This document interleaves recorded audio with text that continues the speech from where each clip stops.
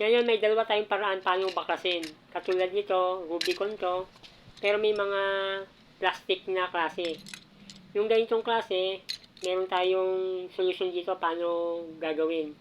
Mamaya ituturo ko sa inyo, kasi ibang klase naman to. Mamaya ituturo natin sa inyo kung paano natin babakasin. Ngayon dito muna tayo sa Rubicon. Yung mga ganitong klase.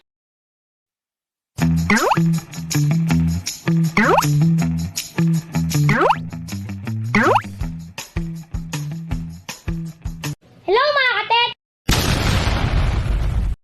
Kung may mga sira kayong mga Phillips screw, pwede nyo pang pakinabangan.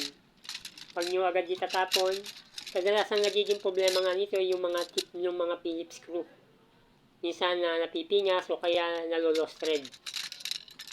May solusyon pa tayong pwedeng gawin na mas titibay pa. Yan, tinanggal ko lang yung mismong holder. Ito medyo may kalawang ito pero po pwede pa. Ngayon may dalawa tayong paraan paano baklasin. Katulad nito, Rubicon to, pero may mga plastic na klase. Yung ganitong klase, meron tayong solusyon dito paano gagawin. Mamaya ituturo ko sa inyo, kasi ibang klase naman to. Mamaya ituturo natin sa inyo kung paano natin babakasin. Ngayon dito muna tayo sa Rubicon, yung mga ganitong klase. Ngayon pagka ganitong mga klase, meron tayong paraan dyan para makalas. Pinaka-simpleng paraan, no? Kailangan natin ng gato. Tapos, kailangan din natin ng martilyo. Diyan natin pupukpukin. Hindi naman mababasag yan. Okay? Yan. Ganun lang kasimple magbaklas nito. Yan. Pagka isasauli naman natin, okay, ito yung may problema.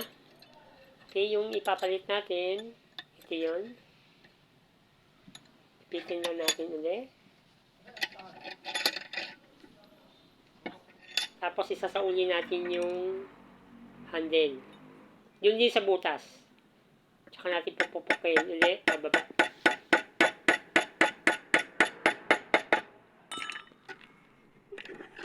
Yan, okay na siya. Na mas matibay. Okay? Yan, may mga nagawa na rin tayo. Pagka ganitong klase naman yung mga Phillips screw nyo, kailangan natin ng soldering iron. Tapos tatanggalin natin yung tip. Pero dapat malakas yung soldering iron nyo. Yan, kahit mga 60 watts o 100 watts, ubra naman. Tapos ituturnidyo natin yan. Tapos isasaksak natin. Para pagka uminit na siya, malulusaw yung plastic. Pagka mainit na yan, madali na siyang tanggalin. Okay? Paikutin lang natin yan, tapos makakalas na yan. Pagka nakalas na natin na ganito, habang mainit pa yan, ilagay natin yung Phillips na ikakabit natin. Malambot pa yan. Kasi mainit pa yung plastic ito.